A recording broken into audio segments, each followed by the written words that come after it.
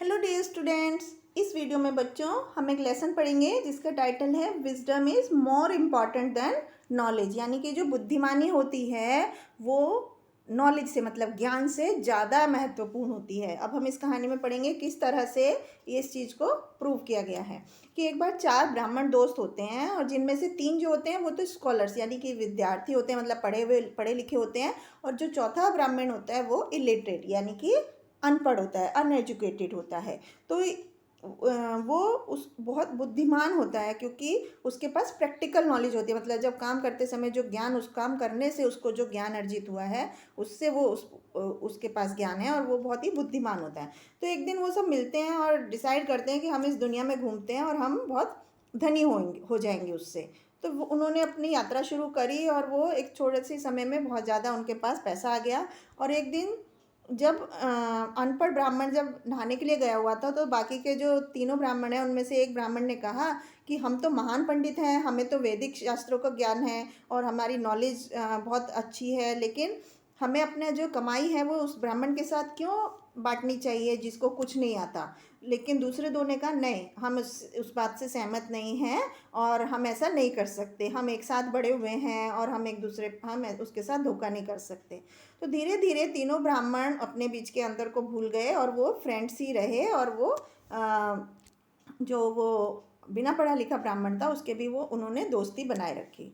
तो चारों ब्राह्मण ने अपनी जो यात्रा थी वो शुरू रखी और आगे बढ़ते रहे और जल्दी ही वो एक घने से जंगल में पहुंच गए। हरा हरा जंगल था, घना। तो वहाँ पर पक्षी थे, रेप्टाइल, कीड़े मकोड़े, जंगली जानवर भी थे उस जंगल में।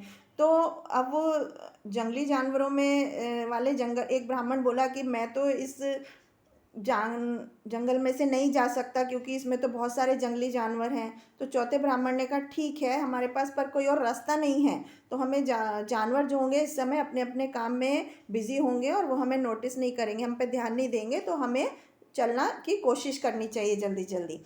तो आधा रास्ता वो जंगल में आ चुके थे और वो फिर एक पेड़ के नीचे, बड़े से पेड़ के नीचे आराम करने के लिए बैठ गए। तो वहाँ पर उन्हें एक हड्डी दिखी।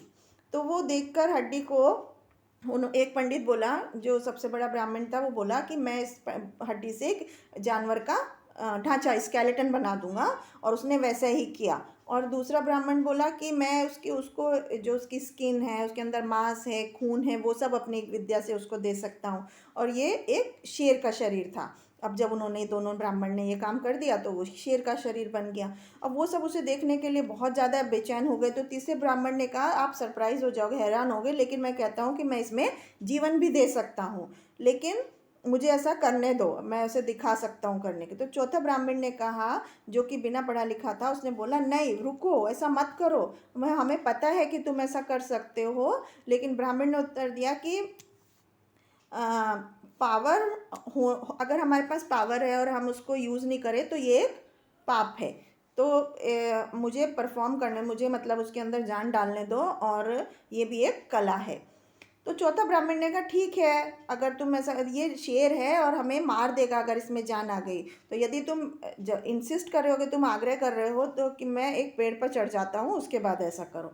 तो तीसरा ब्राह्मण ने उसमें अपनी जो विद्या से मंत्र का उच्चारण करके उस शेर में जान डाल दी। और जैसे ही वो शेर में जीवन आया, जान आई, तो वो एकदम भूखा था और उसने अपने चारों तरफ देखा कुछ खाने के लिए। तो वो जो था तीनों ब्राह्मण पर उसने पाउंस किया, मतलब झपट्टा मारा।